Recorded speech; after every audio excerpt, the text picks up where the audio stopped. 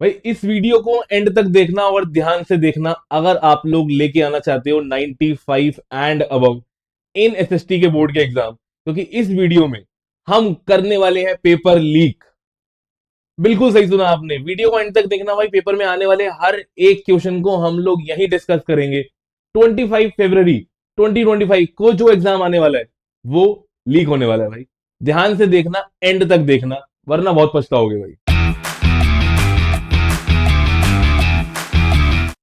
तो बेसिकली भाई करना क्या है आप लोगों को फॉलो करनी है भाई एक सिंपल सी स्ट्रैटेजी। और स्ट्रैटेजी क्या है भाई? स्ट्रैटेजी का नाम है लीक। अगर आपने इस स्ट्रैटेजी को फॉलो किया, भाई गारंटी मैं दे रहा हूं 95 से अब मार्क्स आने वाले हैं आपके क्लास 10th के एसएसटी के एग्जाम में। अब ये लीक क्या है समझते हैं इसको। भाई सबसे पहले है एल। एल का मतलब लर्न। भाई आपको सारे के सारे चैप्टर्स अच्छे से, बहुत अच्छे से लर्न करने, ताकि एग्जाम में आने वाला हर क्वेश्चन आपको पहले से ही आता हो। लर्न करने के बाद लीक में ई क्या है? भाई ई है इक्वल। इक्वल का मतलब क्या है? भाई कई बच्चे ना बहुत ज्यादा टाइम देते हैं हिस्ट्री में, कई बच्चे बहुत ज्यादा टाइम देते हैं पॉल साइंस में। आपको ना चारों सब्जेक्ट्स को इक्वल इंपॉर्टेंस देनी है, क्योंकि 80 मार्क्स के क्वेश्चन पेपर में चारों सब्जेक्ट की वेटेज 20 मार्क्स है।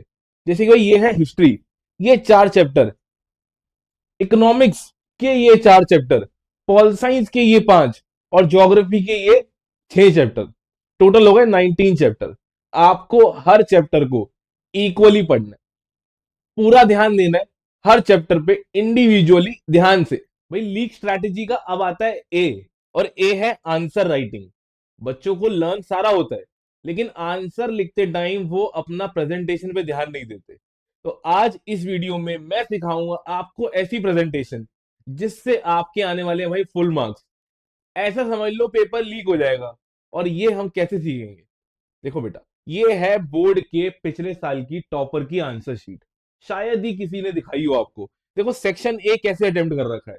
एमसीक्यूज आए हुए हैं, हर एक एमसीक्यू के बाद लाइन छोड़ रखी है। सेक्शन ए ऊपर मेंशन है, एमसीक्यू का ऑप्शन बी लिखा हुआ है, और ऑप्शन में गिवन हुई लाइन बी दे रखी है। आपको भी अपना आंसर ऐसे ही प्रेजेंट करना है। ये आंसर शीट मैं कहीं से नहीं लाया, ये सीबीएसई ने अपलोड कर रखी है, सैंपल आंसर शीट, कि भैया ऐसे आंसर करने हैं। और देखो, ये हो गया सेक्शन ए के एमसीक्यूज के बाद सेक्शन सी स्टार्ट। इस सेक्शन सी को देखना भाई ध्यान से। यहां पर आंसर शुरू हो रहा है 25। पॉइंट देखो बेटा, कंटेंट देखो कितना लिखा हुआ है। एक पहले हेडिंग दे रखी है जिसको इंट्रोडक्शन कहते हैं, एक लाइन छोड़ी, पॉइंट लिखा हुआ है। और देखो सेकेंड पॉइंट, थर्ड पॉइंट, आखिरी में देखना बेटा, ध्यान देना। ठीक है, आखिरी में क्या दे रखा है? कॉन्क्लूजन। आंसर को ऐसे ही लिखना है। 3 मार्क का क्वेश्चन था, सबसे पहले क्या लिखा? इंट्रोडक्शन। क्वेश्चन बता देता हूं, ठीक है। हमारी इंडिया के नेशनलिज्म इन इंडिया से आया हुआ है, सेंस ऑफ कलेक्टिंग बिलोंगिंग पे, ठीक है, जिसके अंदर यहां पर लिखा हुआ है एलिगोरीज, जिसमें भारत माता की फोटो आ जाएगी, वंदे मातरम आ जाएगा, एक ट्राई कलर फ्लैग जो कि भाई हमारी इंडिया का नेशनल फ्लैग है वो आ गया, आखिरी में कंक्लूजन आ गया। इतना बढ़िया आंसर प्रेजेंट करना है कि भाई टीचर मार्क्स काटने में सोचे ही ना, फुल मार्क्स दे दे। 5 में से 5, 3 में से 3, 1 में से 1, 2 में से 2। ऐसी स्ट्रैटेजी बता रहा हूं। पेपर लीक हो गया, समझो हो गया भाई। भाई लीक स्ट्रैटेजी का आखिरी वर्ड के, कीवर्ड्स। हम लोग आंसर अच्छे से प्रेजेंट करते हैं, लेकिन भाई टीचर सारी लाइंस कैसे पढ़ेगा? आप लोगों को क्या करना है? आप लोगों को अपने पॉइंट में से जो इंपॉर्टेंट वर्ड है, जो कीवर्ड है, उनको हाईलाइट कर देना है। देखो एक और क्वेश्चन से ही समझा रहा हूं, ये भी भाई बोर्ड के आंसर की शीट है। 1848 की नेशनलिज्म इन यूरोप से आया हुआ है कोई क्वेश्चन। यहाँ पर देखो, इस बच्चे ने यहाँ पर जर्मन नेशनल असेंबली को अंडरलाइन कर रखा है। आपने भी बच्चों यही करना है, ठीक है। जो भी आपको लग रहा होगा ना आपके आंसर में इंपॉर्टेंट वर्ड है या इंपॉर्टेंट पॉइंट है जिसको आप चाहते हो कि टीचर ध्यान दे, आपको उसको क्या कर देना है? आपको उसको अंडरलाइन कर देना है। जैसे देखो यहाँ पर जर्मन नेशनल असेंबली को अंडरलाइन कर दिया, यहाँ पर फ्रेडरिक विलहेल्म फोर को अंडरलाइन कर दिया, इधर ऑटो वन बिस्मार्क को अंडरलाइन कर दिया, ताकि टीचर का भाई ध्यान चला जाए कि ये कीवर्ड्स हैं, ये पढ़ने जरूरी है, आपके लिए भी इंपॉर्टेंट है, और जो चेक कर रहे हैं ना उसको भी समझ आ जाएगा कि आप बताना क्या चाहते हो। या देखो यहाँ पर 3 वॉर्स आ गई।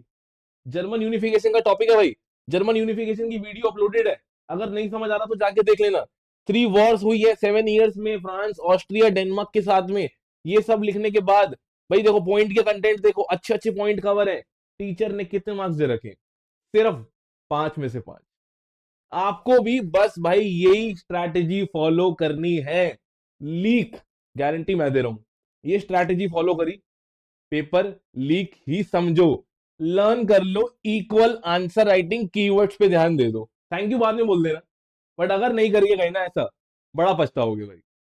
ठीक है, अफसोस करने से अच्छा है कि स्ट्रैटेजी फॉलो कर लो। मैं आपके साथ खड़ा हूं आखिरी दिन तक। आप लोग बस जैसी वीडियोस बना रहा हूं देखते रहो। हर टॉपिक की वीडियो आ रही है, नई नई सीरीज आ रही है, आप लोगों के लिए, सिर्फ आप लोगों के लिए, इंपॉर्टेंट टॉपिक्स। आगे ऐसी और इंटरेस्टिंग वीडियोस आती रहेंगी। आप लोग बस भाई मेरा साथ देते रहो, मैं आपका साथ देने में लगा हूं। मिलते हैं एक और वीडियो में, एक और टॉपिक के साथ, एक और नई स्ट्रैटेजी या फिर इंपॉर्टेंट टॉपिक। चैनल को सब्सक्राइब कर देना, लाइक शेयर कमेंट कर देना। Thank you so much, bye bye, take care, Jai Hind, जय भारत, नमस्ते।